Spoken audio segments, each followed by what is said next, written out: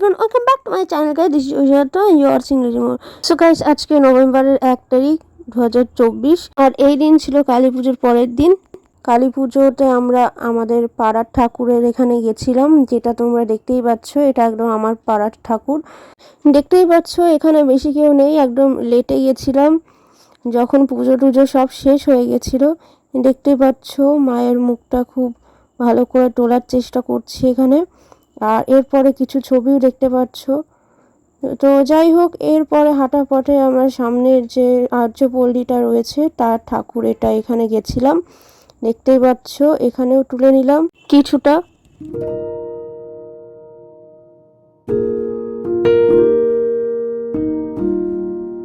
তো দেখতেই পেলে এখানে যতটা সম্ভব আমি মুখটাকে ভালো করে ফোকাস দিয়ে দেখানোর চেষ্টা করেছি। এরপর আমরা চলে যাই আমাদের পাড়ার ভেতরের যে ঠাকুর, লোকনাথ পল্লীর একদম ভেতরের এই ঠাকুরটার এখানে। দেখতেই পাচ্ছ এই ঠাকুরটা খুব সুন্দর হয়েছিল, সব ঠাকুরই খুব সুন্দর হয়েছিল। এই ঠাকুরটার জাঁকজমক সব কিছুই বেশ ভাল লাগছিল। আমি আর দাদা গেছিলাম এইভাবে ঘুরতে। এর আগে মাও সঙ্গে যেত, কিন্তু আমি আর দাদাই এবার সাইকেলে বেরিয়েছিলাম পরের দিন। আগের দিন তো কেউই বেরোতে পারিনি, তো ভাবলাম পরের দিন গিয়ে কিছু সামনের ঠাকুরগুলো দেখে আসি।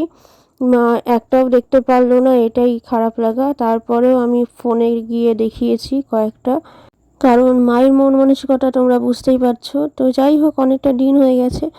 আর আজকে কালী পুজোর পরের দিন।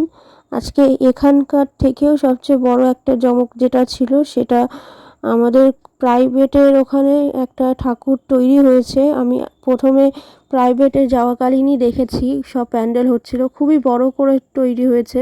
আমার ওখানে যাওয়ার খুব ইচ্ছে ছিল, সেটা তো হলো না। আর আশপাশের এই ঠাকুরগুলো দেখতে হতো, এই জন্য ভেবেছিলাম যে একবার গাছের ঠাকুরগুলো সাইকেলে উঠে চলে যাই দেখতে। আর আশপাশের এই ঠাকুরগুলোও নিজের ছবিও দেখতে পাচ্ছ, আমি কিছুটা তুলে নিয়েছি এখানে। আর এই ঠাকুরটা খুব সুন্দরভাবে সাজানো গোছানো ছিল, আমি পুরোটাই খুব চেষ্টা করে তোলার চেষ্টা করেছি। আর নিচে দেখতে পাচ্ছ শিবলিঙ্গ আছে একটা, এই শিবলিঙ্গ এখানেও তোলার চেষ্টা করেছি যতটা সম্ভব। গ্রিলের বাইরে থেকে অতটা ভালো করে ওঠে না, কিন্তু তারপরেও আমি চেষ্টা করেছি পুরোটাই দেখাতে। দেখতেই পাচ্ছ আমি কিভাবে পুরোটা দেখানোর চেষ্টা করছি। তো এরপরে আমরা বেরিয়ে যাব সামনের দিকে। সামনেও আরেকটা কালী পুজো হয়েছে, যেখানে ঠাকুর আছে, যেখানে থাকে প্রত্যেকবার।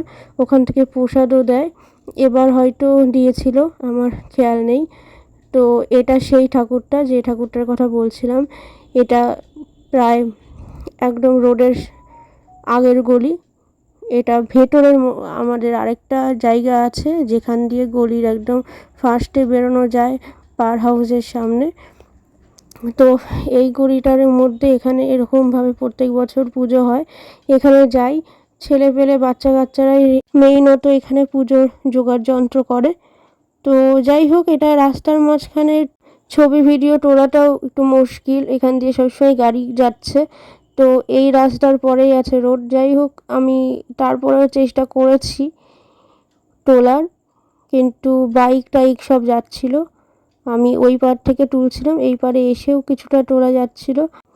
আমি খুব চেষ্টা করে তুলেছি, দেখতেই পাচ্ছ পুরোটা। আর একটা মেয়ে এখানে জোগাড় করছে। মেইনত ছোট ছেলে মেয়েরাই এখানে জোগাড় যন্ত্র করে, আমি যা দেখেছি। হে গাইস, আজ 3 তারিখ 3 নভেম্বর, আজকে ভাইফোঁটার দিন। দেখতেই পাচ্ছ এখানে সব জোগাড় যন্ত্র করা আছে, এখন দাদাকে ভাইফোঁটাটা দিলেই হয়ে যাবে। দেখতেই পাচ্ছ চন্দন, প্রদীপ সমস্ত কিছুই আছে। আমি চন্দনে হাত দিয়ে এখন ভাইফোঁটাটা দিচ্ছি, আমার দাদার কপালে ভাইফোঁটা দিচ্ছি। আর মনে মনে সেই কথাগুলো বলছি যেটা বলতে হয়। ভাইফোঁটা, দাদার কপালে দিলাম ফোঁটা, এইগুলো। তো যাই হোক, দেখতেই পাচ্ছ মন্ত্রটা ওঠেনি, কারণ আমি মনে মনে বলছি। তো যাই হোক, আজকের দিনটাও বেশ এভাবেই কাটলো, ফোঁটার দিন ফোঁটা দিয়ে। তারপর আমি আবার মায়ের সাজানো সেই থালা দাদার হাতে তুলে দিচ্ছি। এই মিষ্টিটা জলটুকু ওকে দিয়েছিলাম।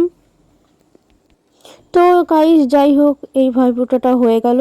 আমি ভাইফোঁটাটা দেওয়ার জন্য সেইভাবে রেডি হয়ে আসিনি, জাস্ট স্নানটা করে ধোয়া কাপড় জামা পরে চলে এসেছি, দেখতেই পাচ্ছ। এবার গাইস দেখতেই পাচ্ছ এটা আরেকটা ঠাকুর, যেদিন আমি 4 তারিখে রেডি হয়ে বেরিয়ে পড়েছিলাম হালকা একটু দাদার সাথে সাইকেলে করে ওই সেই জাঁকজমকপূর্ণ ঠাকুরটার জন্য, যে ঠাকুরটা আমার প্রাইভেটের ওখানে রয়েছে। ওখানে খুব সুন্দর করে বড় মূর্তি করেছিল, তার ওখানে যাওয়ারই পথের একটা মূর্তি দেখাচ্ছি, এটাও যাওয়ার পথে পড়েছিল। আর এখানে আরেকটা আছে সেটাও দেখাচ্ছি। তো যাই হোক গাইস, আজকে 4 নভেম্বর, আজকে বেশ কদিন হলো পুজোর। আর তারপরেও ঠাকুরগুলো যেগুলো ছিল সেগুলো কোনো রকমে দেখতে বেরিয়েছিলাম, আমি আর দাদাই বেরিয়েছিলাম সাইকেলে আবার। তো দেখতেই পাচ্ছ।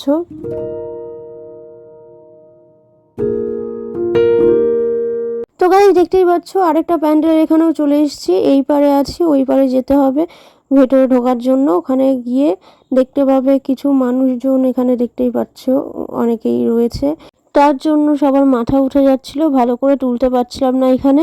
আর এখানে দই খই মাখানো হচ্ছিল, যেটা ওরা আমাদেরকেও দিল, কিন্তু আমি আর দাদা না খেয়ে প্যাকেটে উঠিয়ে রাখলাম, কেননা বাড়ির জন্য নিয়ে যাওয়ার জন্য, যাতে মাও একটু পায় প্রসাদটা। তো আমরা বেরিয়ে সামনেটা আবার একটু তোলার চেষ্টা করলাম, আমি এই পুরো জাঁকজমকটাও উপরের দিক থেকে নিচে অবধি তোলার চেষ্টা করলাম, দেখতেই পাচ্ছ। এরপর আমরা বেরিয়ে পড়ব সাইকেলে করে আরও ঠাকুর দেখার উদ্দেশ্যে। আর তারপরে লাস্ট আমাদের সেই ডেস্টিনেশন যেখানে যাওয়ার ইচ্ছে ছিল সেই জায়গাটা, ওখানে দেখব। এখানে ততক্ষণে আরেকটা ঠাকুর চলে এসছে, এটা আমার প্রাইভেটের রাস্তায় পড়ে, অর্ধেক রাস্তায় গিয়ে এটা পড়ে। এই ঠাকুরটা খুব ছোট হয়েছিল, এই মন্দির তুলনায়ও খুব ছোট, এই জন্য আমি ফোকাস করেও সামনেটা দেখাতে পারিনি খুব ভালো করে, কোনো রকমে দেখা যাচ্ছে ঠাকুরটার মূর্তি, অতটা ভিজিবল হচ্ছে না। কিন্তু ওখানে গ্রিল দেওয়া ছিল, এই জন্য ভেতরে ঢুকতেও পারিনি, যতটুকু সম্ভব তোলার চেষ্টা করেছি, তোমরা দেখতেই পাচ্ছ, যেটুকু দেখতে পাচ্ছ এইটুকুই। তো তারপর আমরা ওখান থেকে এসে এখানে চলে এলাম, এই জায়গার পুরো মন্দিরটা তুললাম। এই মন্দিরটা সবসময়ই থাকে, কিন্তু পুজোও হয়েছে এখানে, যার জন্য মহাদেবটা তুলে নিলাম একটু।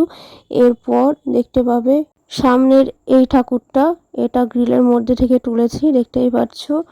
ভালো করে এখানেও ফোকাস নিচ্ছে না, ভালো করে দেখা যাচ্ছে না, কারণ অনেকটাই দূর ছিল আর গ্রিলটা খোলাও ছিল না। আর খোলা অবভিয়াসলি বেশিরভাগ সময়ই থাকে না, কারণ এখানে কেউ পাহারা দেওয়ার নেই, যার জন্য সবসময় এটা বন্ধই থাকে। গ্রিলটা আমি কোনোদিন খোলা দেখিনি, যতবার প্রাইভেটে গেছি এসছি এখান দিয়ে, বা এবারও। তো এই সেই ঠাকুরের জায়গা যেখানকার কথা আমি বলছিলাম, এটাই আমাদের ডেস্টিনেশন।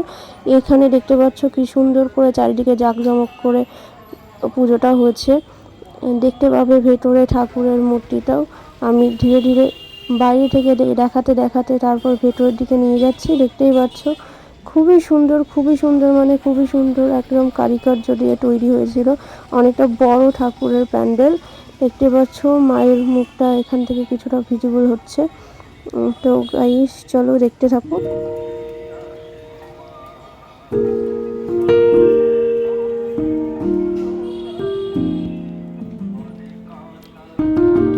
তো গাইস দেখতেই পাচ্ছ আমি পুরো সাজসজ্জাটা যতটা সম্ভব ভালো করে তোলার চেষ্টা করেছি, আর এটা খুব সুন্দর করে তৈরি হয়েছিল প্যান্ডেলটা, চারিদিকে দেখতে পাচ্ছ। না গেলে হয়তো অতটাও বুঝতে পারবে না, গিয়ে সেই সৌন্দর্য আরও ভালো করে ফুটে ওঠে, কিন্তু ভিডিওর মাধ্যমে জানি না কতটুকু ফুটিয়ে ওঠাতে পেরেছি আমি নিজের মতো করে ভিডিও করে। আমরা ওরকম ভিডিও খুব ভালো যে একদম ফটোগ্রাফার স্টাইলে পারি সেরকমও না, আমি নিজের মতো যেটুকু সম্ভব সেটুকু করে তোমাদের দেখানোর চেষ্টা করেছি। আমি হয়তো অতটা ভালো ভিডিও করতে পারি না, তারপরেও আমি যতটা সম্ভব চেষ্টা করেছি চারদিকটা তোলার, বোঝানোর জিনিসটা। তো খুবই সুন্দর একটা প্যান্ডেল হয়েছিল, আমি আর আমার দাদা গেছিলাম, দেখতেই পেলে ও ছিল এখানেই। তো যাই হোক, তারপর এখানে আরেকটা জিনিস হয়, আমার স্যার আর ছোটো ক্লাসের ম্যামকে দেখতে পাই এখানে, ওনারা এসছিলেন। জানি না স্যার হয়তো মণ্ডপটার জন্য এসছিলেন, আমি স্যারের সঙ্গে কথা বলি, তারপর কেমন আছেন বলে চলে যাই। আর এখানে থেকে নামার সময় ওই পাশে গিয়ে আরও সব প্রজাপতির মতো কিছু জিনিস তোলার সময় স্যারের সঙ্গে দেখা হয়েছিল, বাইক নিয়ে এসেছিলেন। তো যাই হোক চলো গাইস দেখতে থাকো। তো গাইস এখানে বোধহয় আমি দাদাকে কিছু একটা বলছিলাম, সেই গলাটা আমার উঠেছে। আর এরপরে এইখানটাতেই স্যারের সঙ্গে দেখা হয়েছিল, আর একটু সামনের দিকে উনি দাঁড়িয়েছিলেন। যাই হোক, এই প্রজাপতিটা তোলার পরই আর হ্যাঁ গাইস চলো, যাই হোক, এখানে আরেকটা প্যান্ডেল দেখতে পাচ্ছ। এই প্যান্ডেলটা আসার সময় দেখতে পেয়েছিলাম, সেখান থেকে আবার একটু তুলে নিলাম। দেখতেই পাচ্ছ এই প্যান্ডেলটা অ্যাকচুয়ালি মন্দির টাইপের একটা প্যান্ডেল, যেখানে পুজোও হয়েছে, দেখতে পাচ্ছ। তো গাইস এখানেও আমি কিছু ছবি অ্যাড করে দিলাম যাতে ভালো করে বোঝা যায়। আর এখানেও গ্রিল দেওয়া ছিল, যার জন্য আর ওইভাবে তোলা সম্ভব না, যতটা সম্ভব দেখতে পাচ্ছ ততটা আমি তুলেছি। আর এখানে আমি কিছু ছবি অ্যাড করে দিয়েছি যাতে পুরোটা দেখা যায়, কারণ গ্রিলের মধ্যে থেকে তো আর ভিডিও পুরোটা দেখা যাচ্ছে না ওইভাবে, যার জন্য ছবি অ্যাড করেছি।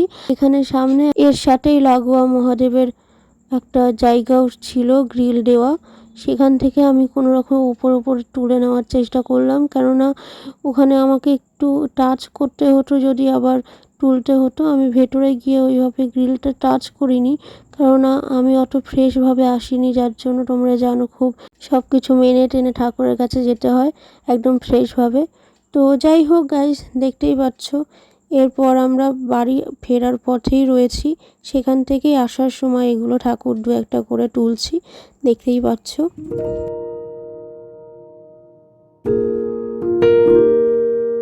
তো এখানে এবার আরেকটা প্যান্ডেল দেখতে পাচ্ছ, যেখানকার জাঁকজমকটা আমি তুলছি। আর দাদা ওই পেছন দিকে যাচ্ছে, কেননা দাদার আবার স্যারের সঙ্গে দেখা হয়ে গেছে, দাদার স্যারের সঙ্গে।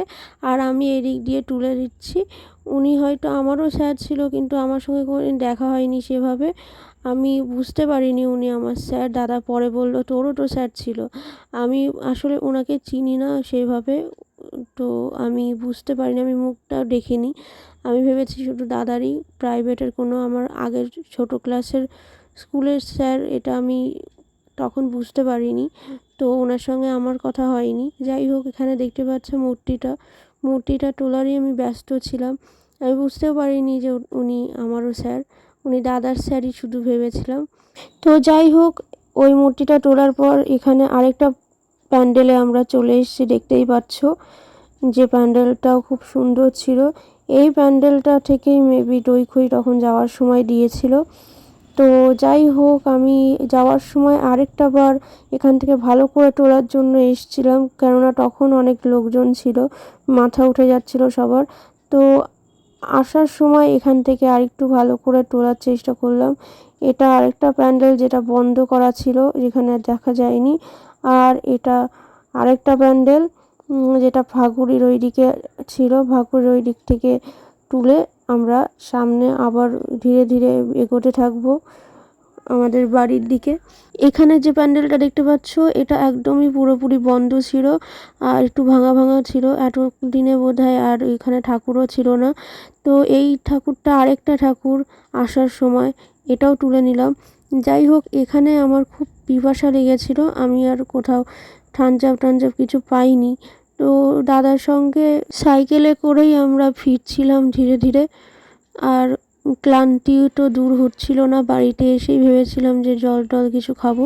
আর এবার এটা দেখতে পাচ্ছ 5 তারিখ, 5 নভেম্বর 2024, যেদিন আমি প্রাইভেট শেষ করে সন্ধ্যের দিকে যখন দাদা আমাকে নিয়ে যেতে এসেছিল প্রাইভেটের ওখান থেকে, এখানে কিছুটা জাঁকজমক তখনও অনেকটাই ছিল, একদম সাজানো গোছানো সমস্ত কিছু। আমি সেগুলো একটু তোলার চেষ্টা করলাম। এই প্রজাপতিটা আগের দিন দেখিয়েছিলাম, আর এই প্যান্ডেলটা দেখিয়েছিলাম। এখানে একদম রাত্রেবেলা লাইট জ্বালিয়ে সাজসজ্জা খুব সুন্দর পূর্ণ করেছিল, যেটা দিনের বেলা ছিল না। আমি আসার সময় সাইকেলে উঠে এইভাবে তুলছিলাম এদিক ওদিক, দেখতেই পাচ্ছ সব সাজসজ্জা যেগুলো লাইটিং ছিল সেগুলো তো অবভিয়াসলি রাতেই হবে, দিনের বেলাগুলো ছিল না বলে অতটাও বোঝা যাচ্ছিল না। এখন রাতে আরও বেশি যেন সুন্দর লাগছিল, যেটা আমি তুলেছি, দেখতেই পাচ্ছ। সাইকেলে উঠে তোলার মজাটাই আলাদা, কেননা বাইক টাইকে আমি মানুষের তোলা দেখেছি, কিন্তু সাইকেলে এভাবে এই প্রথম খুবই ভালো করে ভিডিওগুলো উঠছিল, আমার বেশ ভালো লেগেছিল তুলতে। আর এটা আমার প্রাইভেটে যাওয়ার মাঝখানে যে ঠাকুরটা পরে বলেছিলাম তখন, এখনও এখানে দরজা লাগানো আছে। তো যাই হোক, বাইরে থেকেই তুলছি। আগের দিন যে বললাম আমার একদম প্রাইভেটে যাওয়ার মাঝ রাস্তা, সেখানকার ঠাকুর এটা। সো গাইস, এই ছিল আজকের ভিডিও। ভালো লাগলে অবশ্যই লাইক, শেয়ার অ্যান্ড কমেন্ট করো, তোমাদের প্রয়োজনীয় মতামত জানিও। অবশ্যই সাবস্ক্রাইব করতে ভুলো না, পাশে থাকা বেল আইকনটাও অল করে দিও, যাতে সবচেয়ে আগে সবার আগে তোমার কাছে আমার যে কোনো ভিডিও ছাড়লেই নোটিফিকেশনটা পৌঁছায়। তো yeah guys, thank you so much for watching. By.